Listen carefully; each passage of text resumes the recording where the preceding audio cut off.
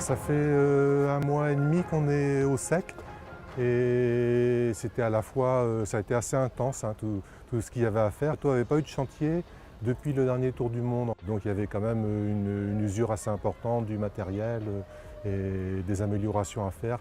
Et on a condensé tout ça sur cette période en fait. Alors je dirais on a travaillé beaucoup sur la protection du barreur et la protection des régleurs parce que le régleur de voile d'avant était dans un couloir de vent où c'était souvent jusqu'à 50 nœuds de vent, donc une grosse fatigue au niveau des réglages. Et donc on va avoir des protections de barre qui ne sont pas encore en place mais qui sont en cours de fabrication. Des voiles neuves, une grande voile neuve, un génaqueur neuf. Et sinon beaucoup de petites améliorations. On a peaufiné les cordages, peaufiné l'accastillage, des petites choses comme ça bien sûr. Hein. Le safran central surtout, hein, on a travaillé le profil du safran central avec Amco.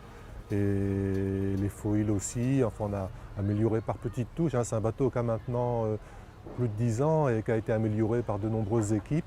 Et c'est vrai qu'il faut vraiment aller chercher en profondeur pour réussir à gagner un petit peu de poids, gagner un petit peu de vitesse. Mais on a, je pense, fait du bon travail sur un temps très court. On s'est aperçu qu'on n'était pas loin de la vérité l'année dernière, donc malgré une météo qui n'a pas été favorable, il ne nous manquait pas grand-chose pour battre le record.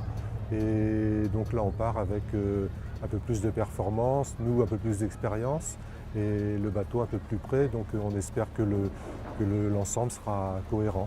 La phase d'entraînement, ça va débuter en octobre. On va commencer à faire des sorties avec le plus de membres possible d'équipage. Il y en a qui sont en Allemagne, d'autres en Espagne. C'est pas toujours facile de réunir tout le monde. Et peut-être avec Marcel Van Tries qui viendra aussi naviguer au moins une journée avec nous, j'espère. Alors on peut espérer être en stand-by le 20 octobre. C'est une vision optimiste des choses, mais qui peut se réaliser si on n'a pas de problème technique majeur. L'équipage sera prêt le 20 octobre.